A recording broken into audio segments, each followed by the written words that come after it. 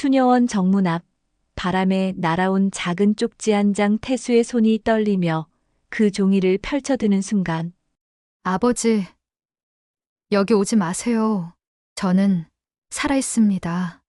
20년간 죽었다고 믿었던 딸의 필체가 선명하게 온몸에 전율이 흐르는데 사연 시작하기 전 구독과 좋아요는 공짜랍니다. 한번 꾹 눌러주시면 여러분에게 많은 행운과 복이 생기실 겁니다. 서울 마포구의 오래된 연립주택 골목길에는 아직도 1980년대의 흔적이 남아 있었습니다. 회색 시멘트 벽면에는 세월의 때가 켜켜이 쌓여 있고 좁은 계단을 오르내리는 발소리만이 적막한 오후를 깨뜨리고 있었죠.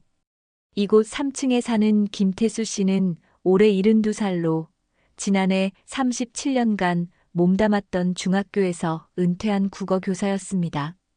태수는 매일 아침 6시에 일어나 창가에 앉아 신문을 읽는 것으로 하루를 시작했습니다.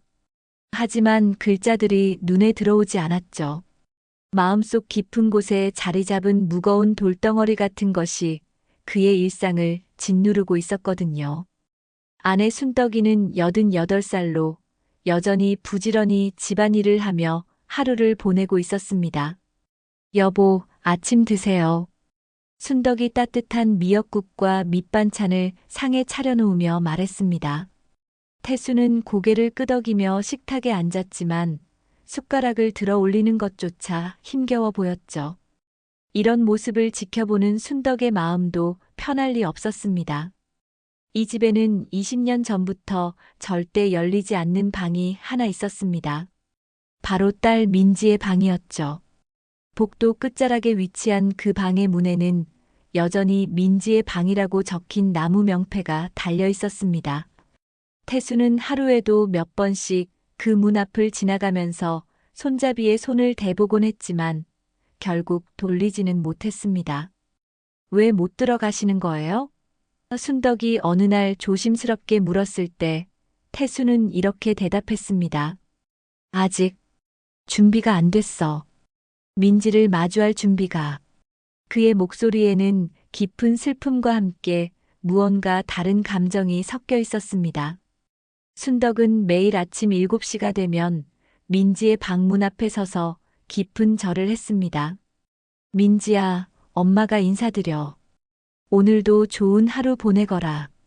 그녀는 항상 이렇게 말하며 두 손을 모았죠. 마치 민지가 그 안에서 대답을 하고 있는 것처럼 잠시 귀를 기울이기도 했습니다. 그리고 나서 순덕은 거실로 나와 커다란 업라이트 피아노를 덮고 있는 하얀 헝겊을 조심스럽게 걷어냈습니다. 먼지가 날리면 손수건으로 입을 막고 기침을 했지만 그래도 매일 빠뜨리지 않는 일과였죠.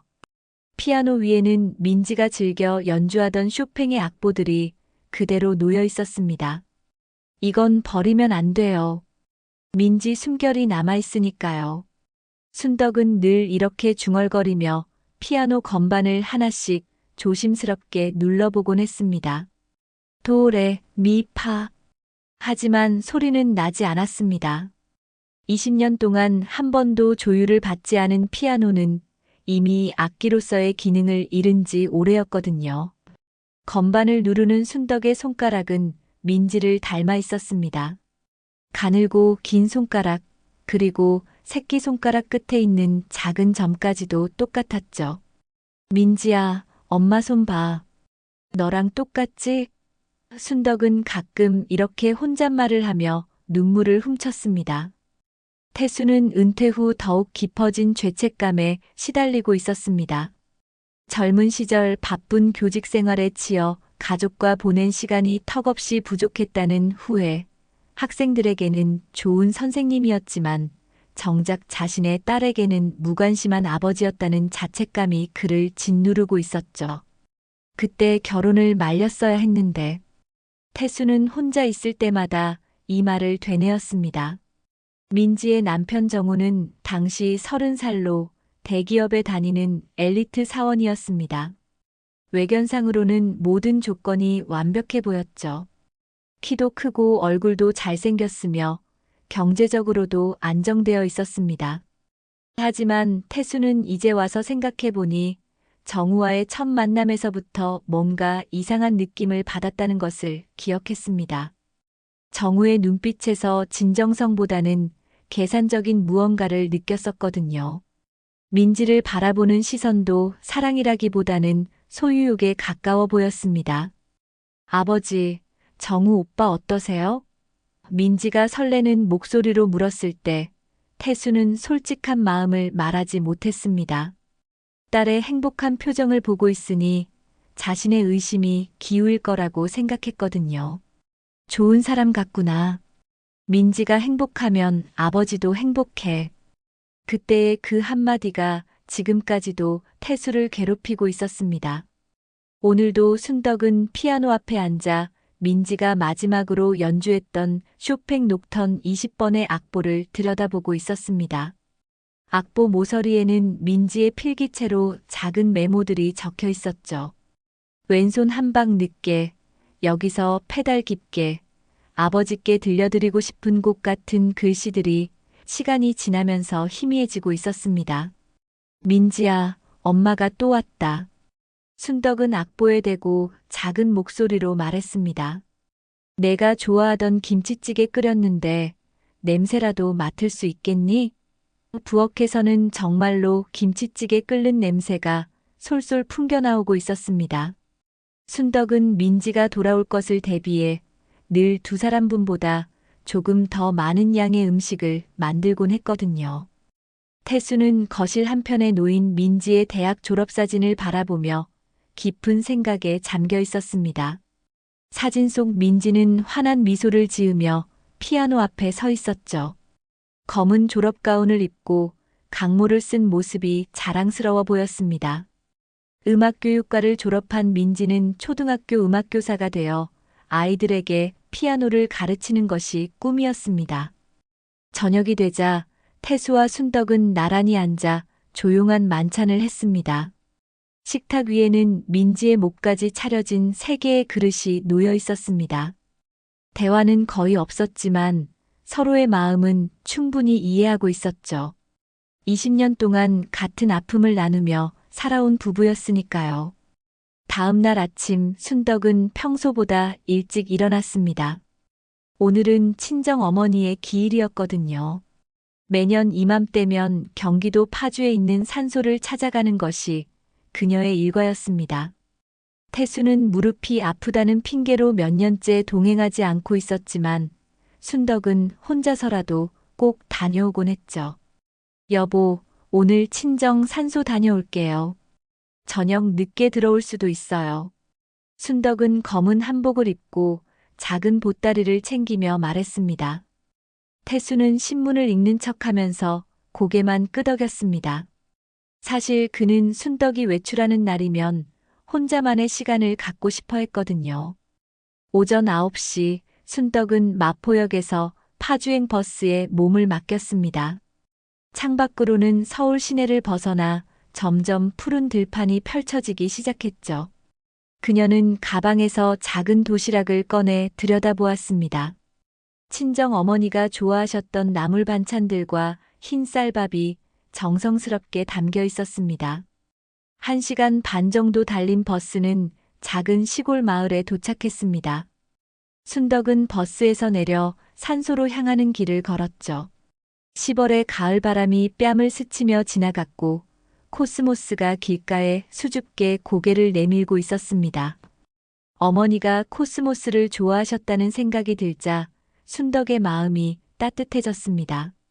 산소에서의 시간은 평온했습니다. 순덕은 정성스럽게 잔디를 다듬고 공양을 올린 후 어머니께 그동안의 안부를 전했습니다. 어머니, 순덕이 왔어요.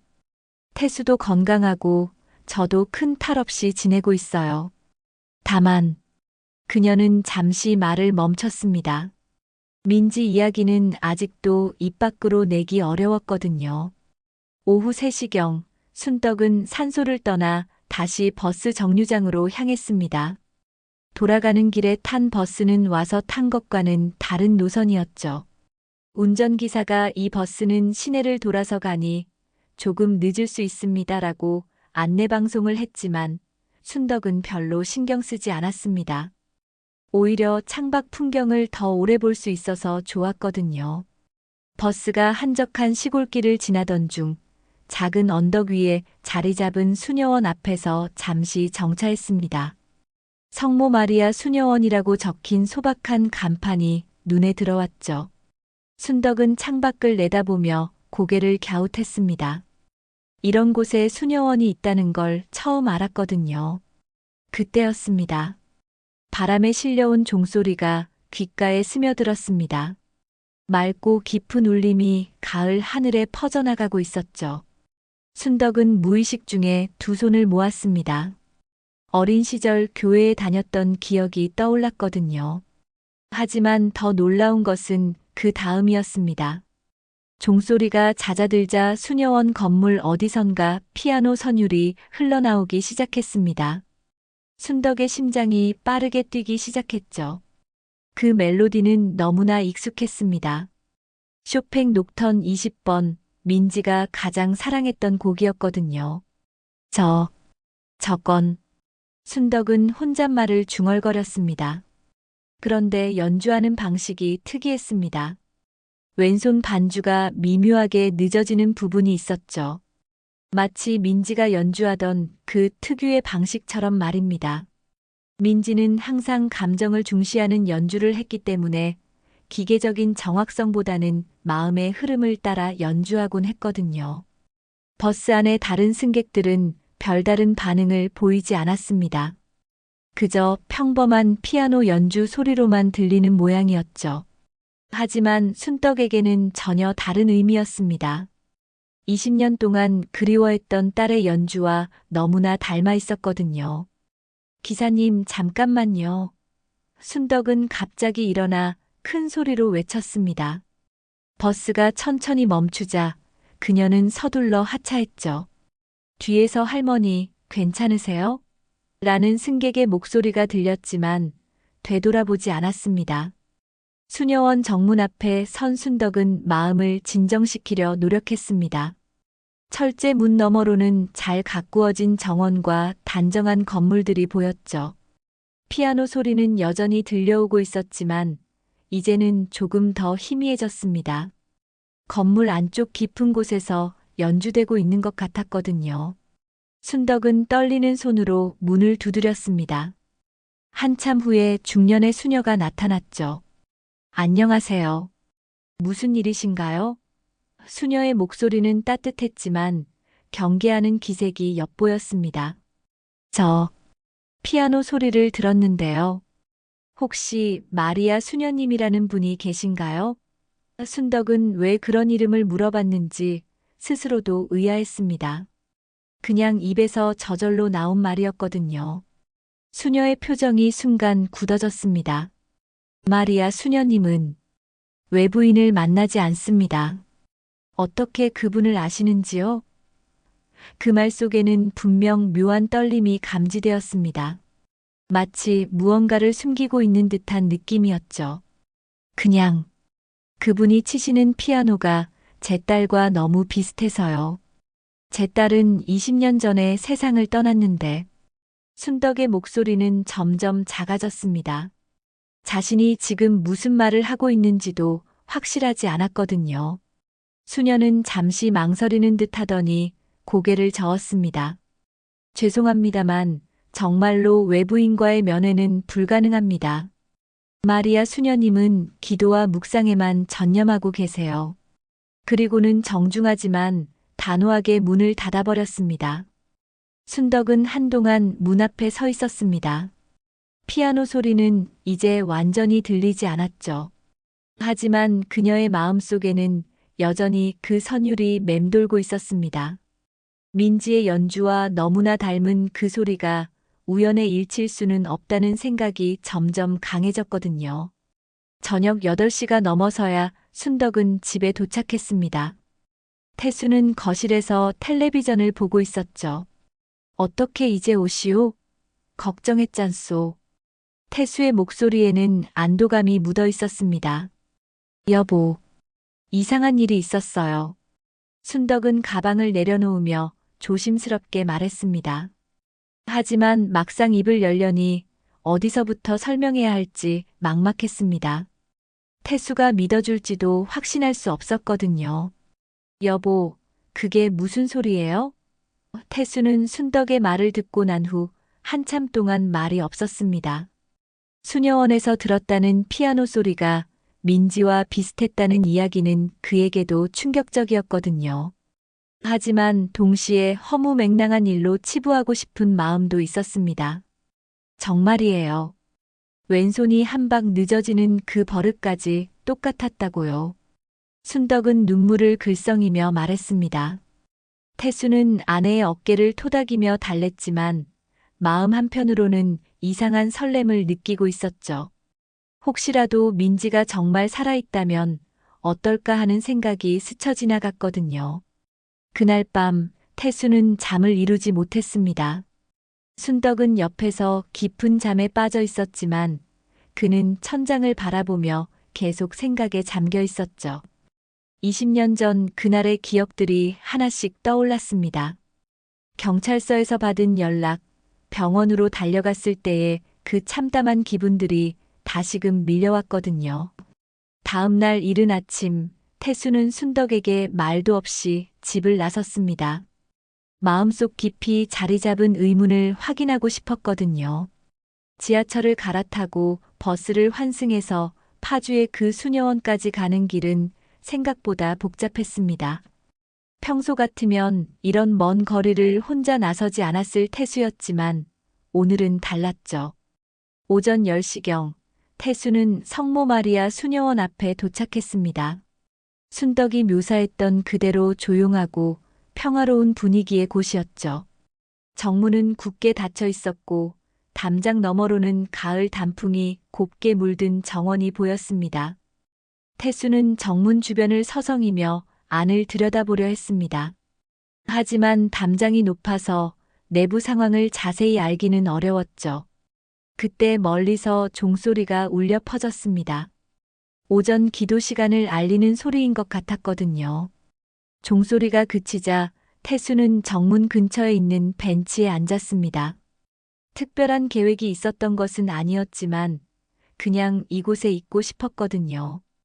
혹시라도 순덕이 들었다는 그 피아노 소리를 자신도 들을 수 있을까 하는 기대감이 있었습니다. 1시간, 2시간이 지나도 특별한 일은 일어나지 않았습니다. 가끔 수녀들이 정원에서 일하는 모습이 보였지만 그들은 모두 검은 베일로 얼굴을 가리고 있어서 구분하기 어려웠죠. 태수는 점심시간이 다가오자 근처 식당에서 간단히 식사를 했습니다. 오후 2시쯤 태수는 다시 수녀원 앞으로 돌아왔습니다. 이번에는 조금 다른 각도에서 관찰해 보기로 했죠. 수녀원 옆쪽으로 돌아가니 작은 샛길이 있었고 그곳에서는 건물의 측면을 볼 수 있었습니다. 바로 그때였습니다. 건물 뒤편 마당에서 한 명의 수녀가 걸어 나오는 것을 봤죠.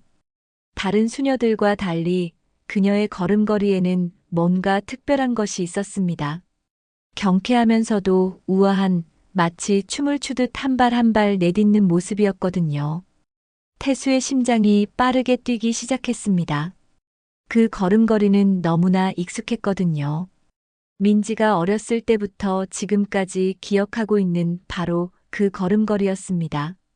발레를 배웠던 민지는 항상 발끝으로 살짝 땅을 디디며 걸었었죠. 수녀는 검은 베일로 얼굴을 완전히 가리고 있어서 얼굴을 볼 수는 없었습니다. 하지만 키와 체격, 그리고 손의 모양까지도 민지와 너무나 비슷했죠.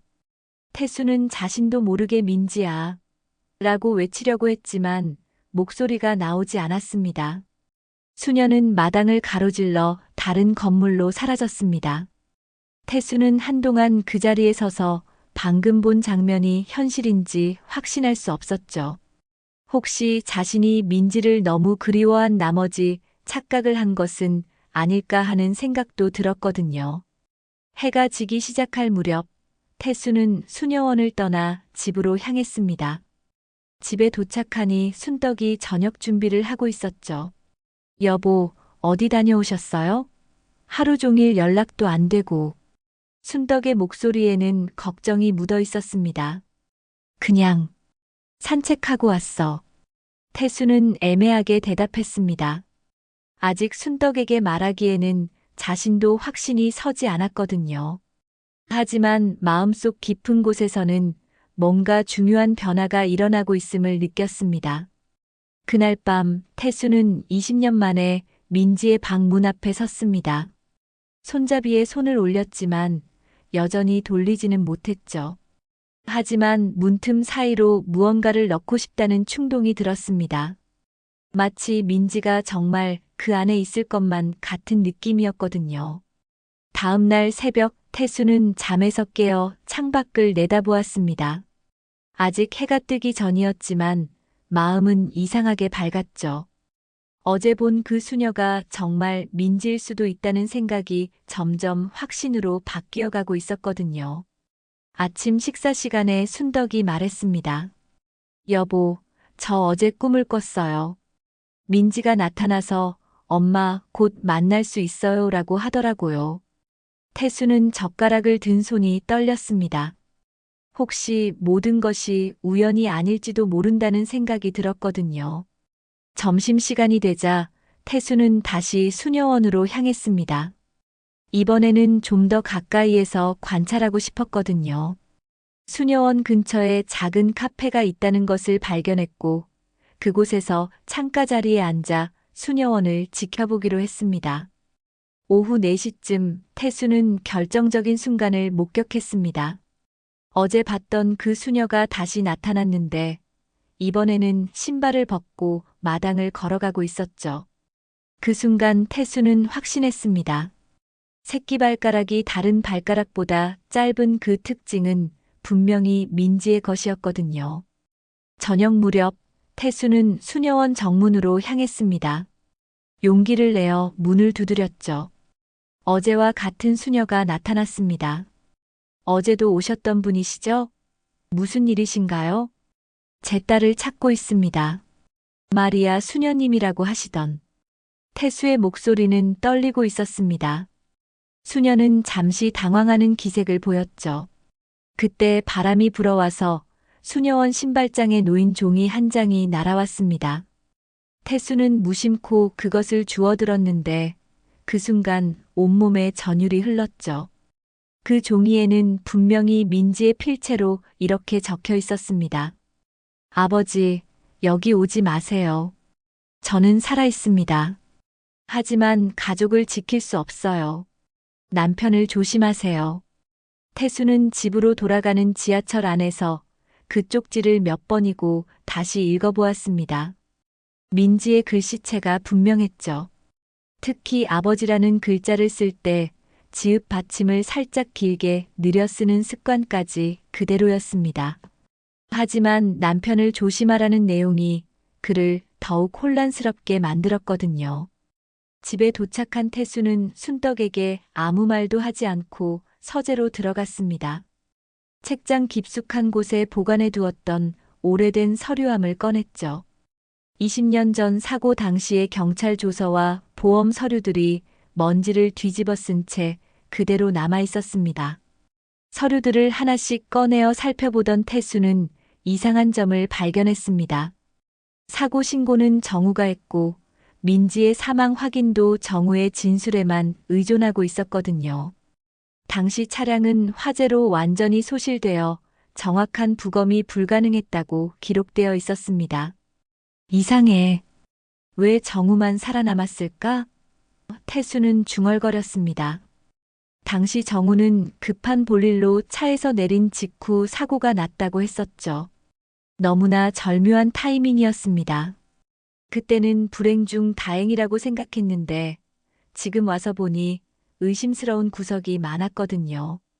태수는 당시 사고를 목격했다는 견인차 기사의 연락처를 찾아보았습니다.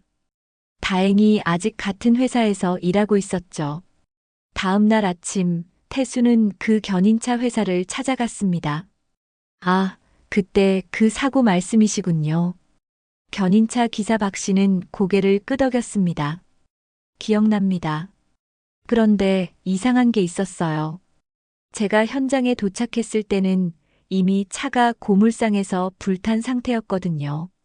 무슨 말씀이세요? 태수의 목소리가 떨렸습니다. 사고 현장에서 바로 고물상으로 옮겨진 것 같더라고요. 보통은 경찰서나 보험회사 검증을 받는데 말이죠. 그리고 병원에 사람을 실어 나르는 건 본 적이 없어요. 구급차도 오지 않았고요. 태수는 머리가 어지러웠습니다. 그렇다면 민지는 정말 병원에 간 적이 없다는 말이었거든요. 견인차 기사는 계속해서 당시 상황을 설명했습니다. 그 남편분이 계속 서두르시더라고요. 빨리 차를 치워달라고, 보험 처리는 본인이 알아서 하겠다고 하면서 말이에요.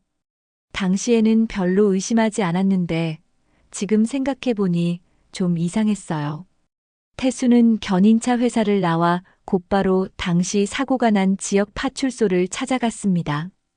20년 전 자료를 찾는 것은 쉽지 않았지만 다행히 담당 경찰관이 아직 그곳에서 근무하고 있었죠. 김 교사님 기억납니다. 그때 정말 안타까웠죠.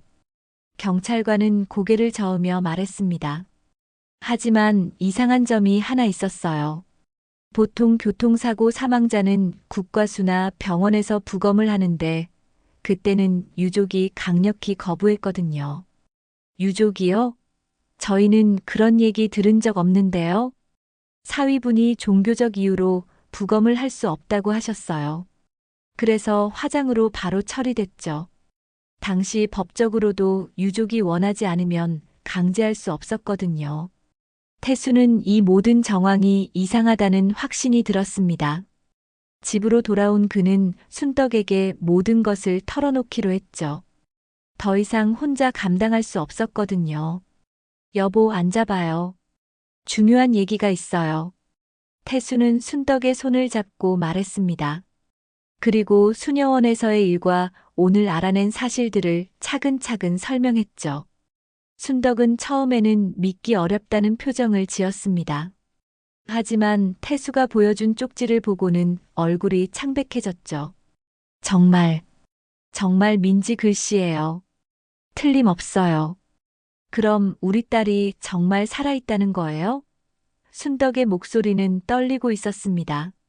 확실하지는 않지만 그럴 가능성이 높아요. 문제는 왜 이런 일이 일어났느냐는 거죠. 태수와 순덕은 그날 밤늦게까지 이야기를 나누었습니다. 민지의 결혼 생활에 대해 다시 생각해 보니 의심스러운 점들이 하나둘 떠올랐거든요. 결혼 후 민지가 자주 멍이 든 채로 친정에 왔던 일, 정우가 항상 민지의 행동을 감시하듯 했던 일들이 새로운 의미로 다가왔습니다. 다음 날 순덕은 용기를 내어 정우에게 전화를 걸었습니다. 20년 만의 연락이었죠.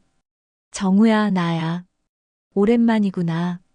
어머니, 갑자기 무슨 일이세요? 정우의 목소리는 차갑게 들렸습니다. 정우야, 혹시 민지가... 순덕은 말을 망설였습니다. 하지만 결국 용기를 내어 물어봤죠. 민지가 정말 죽은 게 맞니? 전화 너머로 정우의 웃음소리가 들렸습니다. 하지만 그 웃음은 섬뜩할 정도로 차가웠죠. 어머니, 무슨 소리예요? 민지는 20년 전에 죽었잖아요. 혹시 치매 기운이라도 있으신 건 아니죠? 아니야, 그게 아니라. 순덕이 더 말하려고 하자 정우가 끊어버렸습니다. 어머니, 죽은 사람 얘기로 저를 괴롭히지 마세요. 저도 힘들거든요. 전화가 끊어진 후 순덕은 뭔가 이상하다는 느낌을 받았습니다. 정우의 반응이 너무 차갑고 방어적이었거든요. 만약 정말 아내를 잃은 슬픔이 있다면 이런 식으로 대하지는 않을 것 같았습니다. 그날 오후 순덕은 태수와 함께 정우가 사는 아파트 근처로 갔습니다. 20년 동안 한 번도 가보지 않았던 곳이었죠. 정우는 강남의 고급 아파트에서 혼자 살고 있었습니다. 아파트 단지를 돌아보던 중 우연히 정우가 누군가와 통화하는 장면을 목격했습니다. 그의 휴대폰 화면에는 채권자 김 사장, 변호사 이상훈 같은 이름들이 가득했죠. 통화 내용도 심상치 않았습니다. 아직 시간이 좀 더 필요해요. 민지 명의로 된 보험금은 이미 처리했고, 정우의 목소리가 들렸습니다. 태수와 순덕은 서로를 바라보며 경악했습니다. 민지명의 보험금이라니 대체 무슨 일이 벌어진 것일까요? 그들은 더 이상 확신할 수 있었습니다. 이 모든 일의 배후에는 정우가 있다는 것을 말이죠. 집으로 돌아온 태수와 순덕은 충격에서 헤어나올 수 없었습니다. 정우의 통화 내용이 계속 머릿속을 맴돌았거든요. 민지명의 보험금이라는 말이 특히 그들을 괴롭혔습니다. 딸의 죽음을 이용해 돈을 챙겼다는 뜻이었으니까요. 여보, 우리가 뭘 해야 할까요? 순덕은 떨리는 목소리로 물었습니다. 태수는 깊은 생각에 잠겼죠. 이런 상황에서 섣불리 행동했다가는 민지에게 더 큰 위험이 될 수도 있다는 생각이 들었거든요. 다음 날 아침 예상치 못한 일이 벌어졌습니다. 우편함의 내용 증명 우편이 도착한 것이었죠. 발송인은 다름 아닌 정우였습니다. 태수는 떨리는 손으로 봉투를 뜯어보았습니다. 허위사실 유포 금지 및 접근 금지 가처분 신청 예고장이라는 제목이 첫 줄에 적혀 있었습니다. 내용은 더욱 충격적이었죠. 태수와 순덕이 민지가 살아있다는 근거 없는 소문을 퍼뜨리고 있으며 이로 인해 정우가 정신적 피해를 받고 있다는 내용이었습니다. 만약 계속해서 이러한 행위를 지속할 경우 명예훼손 및 모독죄로 형사 고발할 것이며 민사상 손해배상도 청구할 것입니다. 마지막 문장은 협박에 가까웠습니다. 순덕은 이 편지를 읽고 나서 갑자기 가슴을 움켜쥐며 주저앉았습니다. 가슴이 아파요. 그녀의 얼굴은 창백해졌고 식은땀이 흘러내렸죠. 태수는 급히 119에 신고했습니다. 응급실로 실려간 순덕은 급성 심근경색 진단을 받았습니다. 다행히 생명에는 지장이 없었지만 며칠간 입원 치료가 필요한 상황이었죠. 의사는 극심한 스트레스가 원인이라고 설명했습니다. 환자분이 큰 충격을 받으신 것 같네요. 정신적 안정이 가장 중요합니다. 담당 의사의 말에 태수는 고개를 끄덕일 수밖에 없었습니다. 하지만 마음속으로는 정우에 대한 분노가 치밀어 올랐죠. 병원에 입원한 순덕을 돌보며 태수는 깊은 자책감에 빠졌습니다. 자신이 민지 문제에 너무 성급하게 접근한 것이 아닌가 하는 후회가 밀려왔거든요. 순덕의 병상 옆에 앉아 그는 중얼거렸습니다. 민지야, 아버지가 널 잘못 보냈다. 번듯한 사위가 널 지켜줄 줄 알았는데. 태수의 목소리에는 깊은 회한이 묻어 있었습니다. 20년 전 민지의 결혼을 적극 추진했던 자신의 판단이 얼마나 잘못되었는지 이제야 깨달았거든요. 그날 밤 10시쯤 태수의 휴대폰이 울렸습니다. 비공개 번호였죠. 평소 같으면 받지 않았을 텐데 지금 상황에서는 어떤 연락이든 중요할 것 같아서 받아보았습니다. 여보세요? 태수의 목소리는 조심스러웠습니다. 안녕하세요. 저는 20년 전 대학병원 응급실에서 야간 간호사로 근무했던 사람입니다. 여성의 목소리였는데 나이가 꽤 들어 보였죠. 태수의 심장이 빠르게 뛰기 시작했습니다. 네, 말씀하세요. 뉴스에서 우연히 보게 됐는데 민지 씨 사건 말이에요. 그때 일이 자꾸 생각나서 연락드렸습니다. 간호사의 목소리는 떨리고 있었습니다. 무슨 말씀이신지? 그날 밤 응급실에 민지 씨는 오지 않았어요. 사고 환자라고 해서 대기하고 있었는데 결국 아무도 오지 않았거든요. 간호사의 증언은 태수가 의심했던 바를 확증해주는 내용이었습니다. 그럼 정말로 대신 새벽 3시쯤에 수녀 한 분과 젊은 여성이 급히 나가는 걸 봤어요. 그 여성은 머리를 다쳐서 붕대를 감고 있었는데 걸음걸이가 예사롭지 않더라고요. 마치 다리를 다친 것처럼. 태수는 전화를 받는 손이 떨렸습니다. 혹시 그 수녀가 어느 수녀원 소속인지 정확하지는 않지만 성모 마리아 수녀원이라고 들었던 것 같아요. 당시에는 별 생각 없었는데 지금 생각해보니 이상했어요. 왜 응급실이 아닌 다른 곳에서 치료를 받았을까 싶어서요. 통화가 끝난 후 태수는 한동안 말을 잇지 못했습니다. 모든 퍼즐이 맞아떨어지기 시작했거든요. 민지는 정말로 살아있었고 수녀원에 숨어 있었던 것입니다.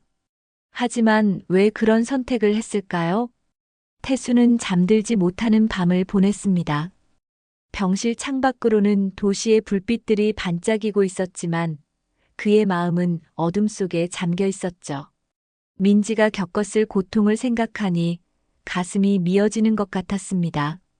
다음 날 아침 순덕의 상태가 조금 나아졌습니다. 의식도 완전히 돌아왔고 대화도 가능한 수준이었죠. 태수는 어젯밤 받은 전화 내용을 순덕에게 전했습니다. 그럼 정말 우리 민지가 살아있다는 거예요? 순덕의 눈에서 눈물이 흘러내렸습니다. 기쁨과 슬픔이 뒤섞인 복잡한 감정이었죠. 그런 것 같아요. 하지만 왜 이런 일이 벌어진 건지 알아야 해요. 태수는 순덕의 손을 잡으며 말했습니다. 그때 병실 문이 열리며 누군가 들어왔습니다. 정우였죠. 그는 꽃다발을 들고 있었지만 표정은 차가웠습니다. 어머니, 편찮으시다고 해서 문병 왔습니다. 정우야. 순덕은 놀란 표정을 지었습니다. 어머니, 스트레스 받지 마세요. 없는 사람 생각하며 괴로워하실 필요 없어요. 정우의 말에는 경고의 의미가 담겨 있었습니다. 태수는 정우를 똑바로 바라보며 말했습니다. 정우야, 우리가 알아낸 게 있어. 민지는 아버님. 정우가 날카롭게 끊어 말했습니다. 제가 어제 보낸 공문 못 받으셨나요? 더 이상 이런 헛소리 하시면 정말 고소합니다. 정우는 꽃을 내려놓고 나가려다 문 앞에서 돌아섰습니다. 참, 어머니 병원비는 제가 처리해 드릴게요. 대신 이제 그만 현실을 받아들이세요. 그의 목소리에는 위협이 담겨 있었죠. 정우가 나간 후 태수와 순덕은 서로를 바라보며 확신했습니다. 정우의 반응 자체가 그들의 의심이 맞다는 것을 증명하고 있었거든요. 하지만 동시에 더 큰 위험에 처했다는 것도 느꼈습니다. 여보, 우리가 뭘 해야 할까요? 순덕이 다시 물었습니다. 일단 조심해야 해요. 하지만 포기할 수는 없어요. 우리 딸을 지켜야 해요. 태수의 목소리에는 결연한 의지가 담겨 있었습니다. 순덕이 태어난 지 3일째 되던 날, 태수는 혼자 성당을 찾았습니다. 오랫동안 신앙과는 거리가 멀었던 그였지만 지금 상황에서는 누군가의 도움이 절실했거든요. 마포 성당의 원로 신부님이라면 혹시 조언을 해줄 수 있을 것 같았습니다. 신부님, 저에게는 큰 고민이 하나 있습니다.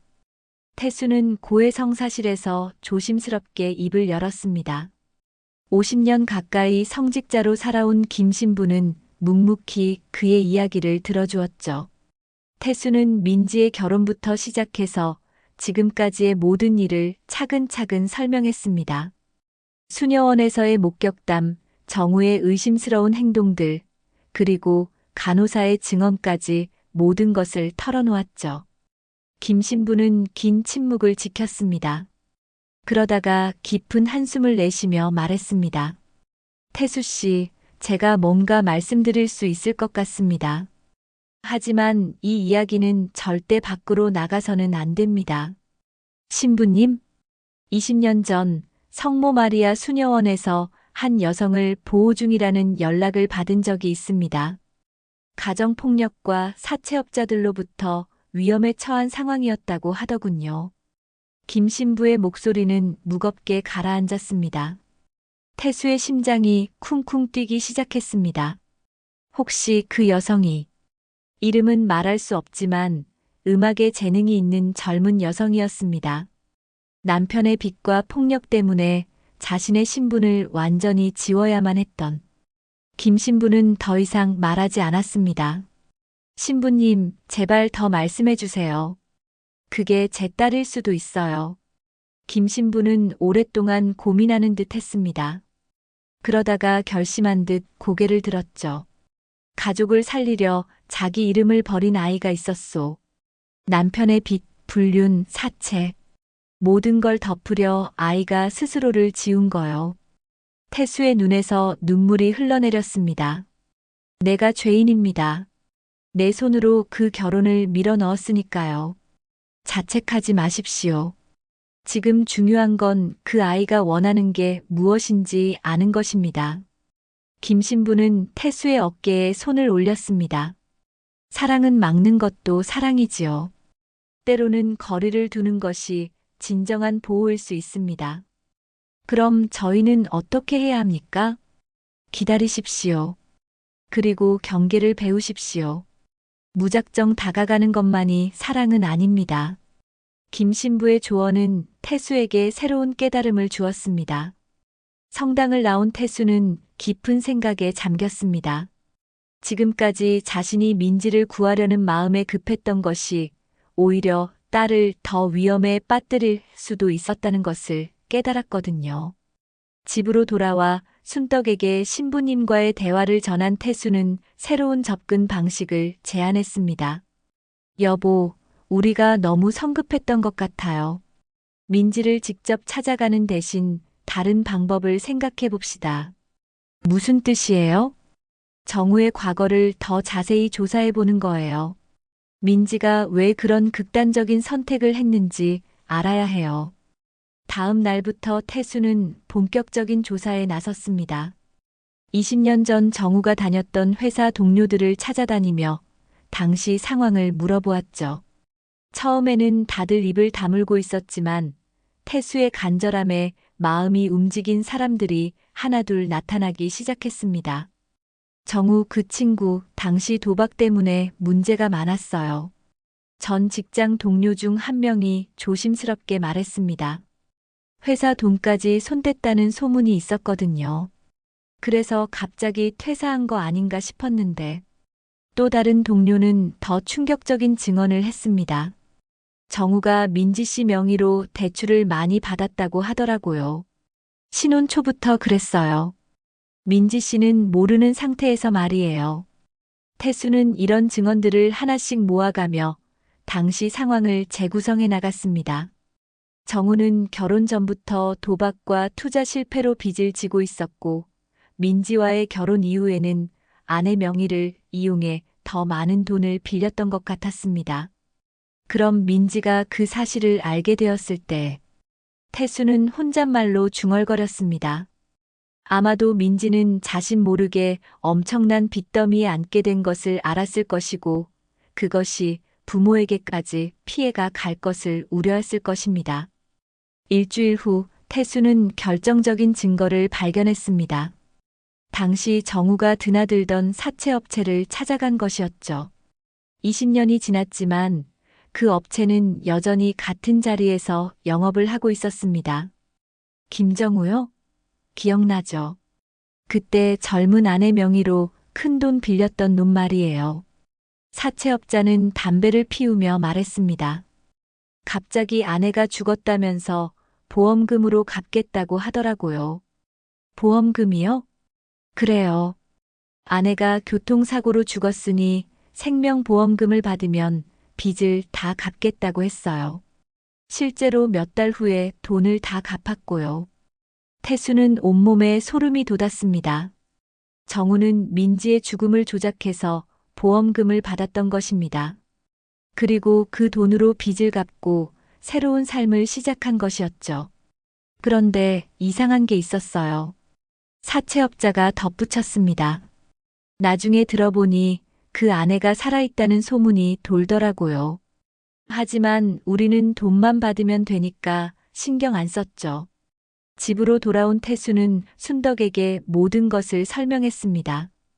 민지가 왜 그런 극단적인 선택을 할 수밖에 없었는지, 정우가 얼마나 치밀하게 계획을 세웠는지가 모두 드러났습니다. 우리 민지가 얼마나 힘들었을까요? 순덕은 눈물을 흘리며 말했습니다. 자기 목숨을 버리면서까지 우리를 지키려고 했다니. 이제 우리가 해야 할 일이 명확해졌어요. 태수의 목소리에는 단단한 결의가 담겨 있었습니다. 정우의 범죄를 폭로하고 민지를 자유롭게 해주는 거예요. 하지만 그들에게는 시간이 많지 않았습니다. 정우가 이미 법적 조치를 취하겠다고 위협한 상황에서 확실한 증거 없이는 오히려 더 큰 공경에 처할 수 있었거든요. 여보, 내일 수녀원에 가보시는 게 어때요? 순덕이 조심스럽게 제안했습니다. 이번에는 김 신부님과 함께 가시면 어떨까요? 태수는 고개를 끄덕였습니다. 이제는 혼자가 아닌 믿을 만한 증인과 함께 진실을 밝혀낼 때가 온 것 같았습니다. 주일 오전, 태수와 순덕은 김 신부와 함께 성모 마리아 수녀원으로 향했습니다. 가을 햇살이 따스하게 내리쬐는 평화로운 일요일이었지만 세 사람의 마음은 긴장으로 가득했죠. 특히 순덕은 20년 만에 딸을 만날 수도 있다는 생각에 손이 계속 떨리고 있었습니다. 너무 기대하지도 너무 실망하지도 마세요. 김 신부가 조심스럽게 당부했습니다. 오늘은 그저 진실을 확인하는 자리일 뿐입니다. 수녀원에 도착하니 마침 주일 미사가 시작되려는 참이었습니다. 정문이 열려 있어서 외부인들도 미사에 참여할 수 있었죠. 태수 일행은 조용히 성당 뒤편에 자리를 잡았습니다.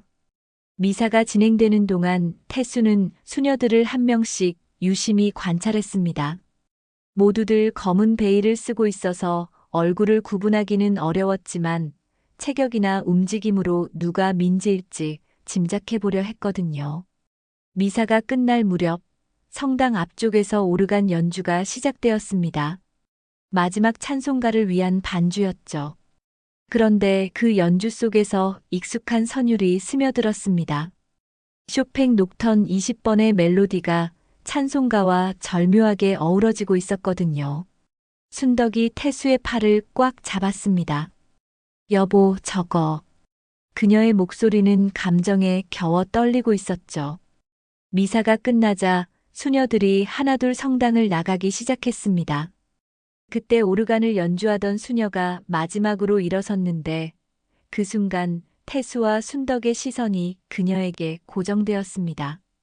그 수녀는 다른 이들과는 달리 조심스럽게 주변을 둘러보더니 성당 뒤편으로 향했습니다. 마치 누군가를 찾는 듯한 행동이었죠. 태수는 김 신부에게 눈짓을 보낸 후 조용히 그녀를 따라갔습니다. 수녀원 뒤편 정원에서 그 수녀가 멈춰 섰습니다. 그리고 천천히 돌아섰죠. 검은 베일로 가려진 얼굴이었지만 그 눈동자만은 숨길 수 없었습니다. 민지의 눈이었습니다. 아버지, 어머니. 베일 속에서 나온 목소리는 20년 전 그 목소리 그대로였습니다. 순덕이 달려가려 했지만 태수가 붙잡았습니다. 섣불리 행동해서는 안 된다는 김 신부의 조언을 기억했거든요. 하지만 민지가 먼저 다가왔습니다. 정말 오셨네요. 저는 마리아 수녀입니다. 민지는 공식적인 말투로 말했지만 눈에서는 눈물이 흘러내리고 있었습니다. 민지야. 순덕이 간신히 말을 꺼냈습니다. 어머니, 여기서는 그렇게 부르시면 안 됩니다. 민지가 주위를 둘러보며 말했습니다. 아직 위험해요. 김 신부가 나서서 상황을 정리했습니다. 마리아 수녀님, 부모님께서 진실을 알고 계십니다. 이제 숨길 필요가 없지 않을까요? 민지는 잠시 망설이더니 베일을 벗었습니다. 20년의 세월이 흘렀지만 여전히 아름다운 얼굴이었죠. 다만 이마에 작은 흉터가 있었고 눈가에는 깊은 피로의 흔적이 남아 있었습니다. 아버지, 어머니. 죄송해요. 민지가 무릎을 꿇으며 말했습니다. 태수와 순덕도 함께 무릎을 꿇었죠. 미안하다, 민지야. 아버지가 잘못 판단했어. 태수의 목소리에는 깊은 후회가 담겨 있었습니다. 아니에요, 아버지. 제가 선택한 일이에요. 민지가 고개를 저었습니다. 정우 오빠의 빚 때문에 부모님까지 위험해질 수 있었거든요. 사채업자들이 친정집까지 찾아왔을 때 더 이상 버틸 수 없었어요. 민지는 20년 전 그날의 일을 차근차근 설명했습니다. 정우의 폭력과 협박, 그리고 자신의 죽음을 조작하자는 제안까지. 처음에는 거부했지만 부모의 안전을 위해 어쩔 수 없이 동의했다고 했습니다. 교통사고는 연출된 것이었어요. 저는 미리 수녀원으로 피해 있었고 정우 오빠가 혼자서 모든 걸 처리했죠. 민지의 목소리는 담담했지만 그 속에는 깊은 상처가 남아 있었습니다. 바로 그때였습니다. 수녀원 정문에서 급한 엔진 소리가 들려왔죠. 검은색 SUV 한 대가 거칠게 들어서고 있었습니다. 정우야. 민지의 얼굴이 창백해졌습니다. 차에서 내린 정우는 분노에 찬 표정으로 정원으로 달려왔습니다. 민지야, 내가 여기 있었구나. 그의 목소리는 광기에 가까웠죠. 업무방해 현행범이다. 정우가 소리쳤습니다. 이 사람들이 우리 가족사에 개입해서 수녀원을 어지럽히고 있어요. 하지만 정우의 차 뒤로 경찰차 2대가 나타났습니다.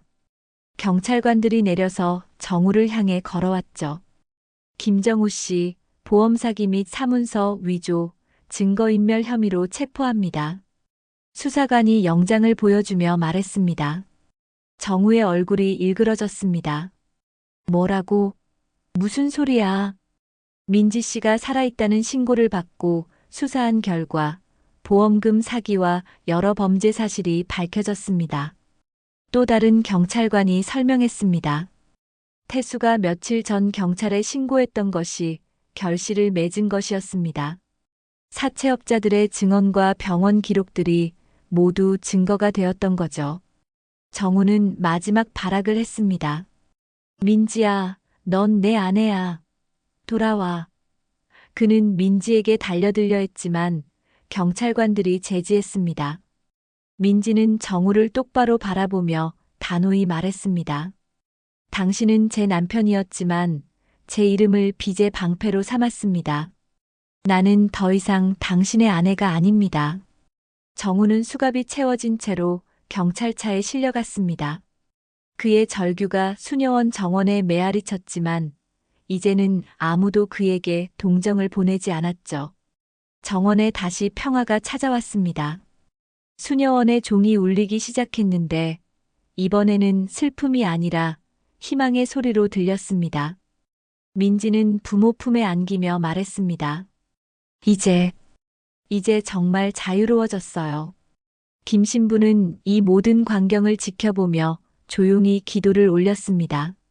진실이 승리한 순간이었거든요. 정우가 체포된 지 일주일이 지났습니다. 민지는 수녀원에서 나와 잠시 부모님 집에 머물기로 했죠. 20년 만에 다시 돌아온 집은 그녀에게 낯설면서도 그리웠습니다. 하지만 가장 큰 변화는 그녀 자신이었습니다. 엄마, 이제 정말 괜찮아요. 민지는 어머니의 걱정스러운 눈빛을 마주하며 말했습니다. 순덕은 딸의 손을 꼭 잡고 놓지 않으려 했지만 민지는 이제 예전의 그 연약한 모습이 아니었거든요. 순덕은 그동안 정성스럽게 보관해온 민지의 방을 정리하기 시작했습니다. 민지야, 내 방 그대로 두었는데 이제 다시 써도 될까? 하지만 민지는 고개를 저었습니다. 엄마, 저는 이제 다른 사람이에요. 그 방은 추억으로 남겨두세요. 민지의 목소리에는 성숙함이 묻어 있었습니다. 대신 거실에서 지낼게요. 가족과 함께 있고 싶어요. 며칠 후 순덕은 특별한 결심을 했습니다. 20년 동안 덮어두었던 피아노의 흰 헝겊을 완전히 걷어낸 것이었죠. 먼지가 날렸지만 그녀는 개의치 않았습니다. 이제 이건 장래의 집이 아니라 새로운 시작이야. 순덕은 피아노를 쓰다듬으며 중얼거렸습니다. 낡은 메트로놈과 색바랜 악보들을 하나씩 상자에 정리하면서 그녀는 과거와 작별을 고하고 있었거든요. 민지는 어머니의 모습을 지켜보며 조용히 피아노 옆에 앉았습니다. 20년 만에 만져보는 건반이었지만 손가락은 기억하고 있었죠. 조심스럽게 몇 개의 건반을 눌러보니 음정이 완전히 망가져 있었습니다. 아버지, 피아노 조율사를 불러주실래요? 민지가 부탁했습니다. 태수는 기쁜 마음으로 고개를 끄덕였죠. 다음 날 온 조율사는 피아노 상태를 보고 고개를 저었습니다. 20년간 방치된 피아노라면 완전한 복원은 어려울 것 같습니다. 하지만 민지는 상관없다고 했습니다. 완벽한 소리가 목적이 아니었거든요. 조율이 끝난 후 민지는 처음으로 피아노 앞에 앉았습니다. 가족들이 조용히 지켜보는 가운데 그녀는 쇼팽 녹턴 20번을 연주하기 시작했죠. 예전과는 다른 연주였습니다. 더 깊고 성숙한 감정이 담겨 있었거든요. 연주가 끝나자 태수가 박수를 쳤습니다. 민지야, 내 연주가 더 아름다워졌구나. 아버지, 저는 이제 아픔을 이해해요. 그래서 더 진실한 음악을 할 수 있게 된 것 같아요. 민지의 대답에 가족들은 모두 눈시울을 적셨습니다. 그날 저녁 태수는 수녀원 원장 수녀님께 편지를 썼습니다. 민지를 보호해준 것에 대한 깊은 감사와 함께 이제는 가족이 스스로 딸을 지켜나가겠다는 다짐을 담았죠. 마리아 수녀님께서 저희에게 가르쳐준 것이 있습니다. 사랑은 품는 것만이 아니라 지키는 거라는 걸 말입니다. 태수는 편지에 정성스럽게 적었습니다. 이제 우리는 죄책감 대신 배웠습니다. 편지를 다 쓴 후 태수는 민지의 방으로 향했습니다. 20년 만에 처음으로 문고리를 돌렸죠. 방 안은 그대로였습니다. 민지의 책들과 인형, 그리고 음악 관련 자료들이 시간을 멈춘 채 남아 있었거든요. 태수는 책상 위에 놓인 민지의 일기장을 발견했습니다. 마지막 페이지를 펼쳐보니 결혼 직전에 쓴 글이 있었죠. 아버지께서 추천해 주신 정우, 오빠와 결혼합니다. 행복할 수 있을까요? 아버지를 실망시키고 싶지 않아요. 태수는 그 글을 읽으며 다시 한번 자신의 잘못을 깨달았습니다. 하지만 이제는 자책하지 않기로 했죠. 대신 앞으로 민지를 제대로 지켜나갈 방법을 생각했습니다. 며칠 후 민지는 중요한 결정을 발표했습니다. 저는 다시 음악교사가 되고 싶어요. 20년 늦었지만 제 꿈을 이루고 싶습니다. 민지야, 내가 원한다면 우리가 도와줄게. 순덕이 딸의 손을 잡으며 말했습니다. 민지는 교원 자격 복원 절차를 밟기 시작했습니다. 법적으로는 복잡한 문제들이 있었지만 정우의 범죄가 밝혀지면서 많은 것들이 해결되었죠. 무엇보다 민지 자신이 당당해졌습니다. 한 달 후 민지는 지역 문화센터에서 피아노를 가르치기 시작했습니다.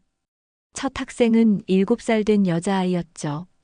아이의 작은 손이 건반을 누르는 모습을 보며 민지는 새로운 희망을 느꼈습니다. 선생님, 이 곡 어려워요.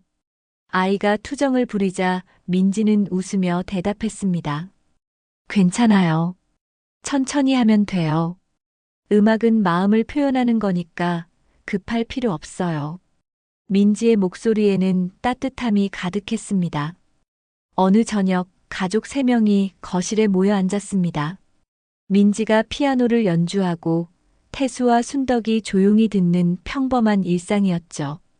하지만 이것이야말로 그들이 20년 동안 그리워했던 진정한 행복이었습니다. 민지야, 내가 돌아와줘서 고마워. 태수가 말했습니다. 아니에요, 아버지. 제가 떠났던 게 아니라 숨어 있었던 거예요. 이제 진짜로 돌아온 거예요. 민지의 대답에 가족들은 모두 미소를 지었습니다. 수녀원에서는 여전히 종소리가 울려 퍼졌습니다. 하지만 이제 그 소리는 김씨 가족에게 슬픔이 아닌 다짐과 희망의 메시지로 들렸죠.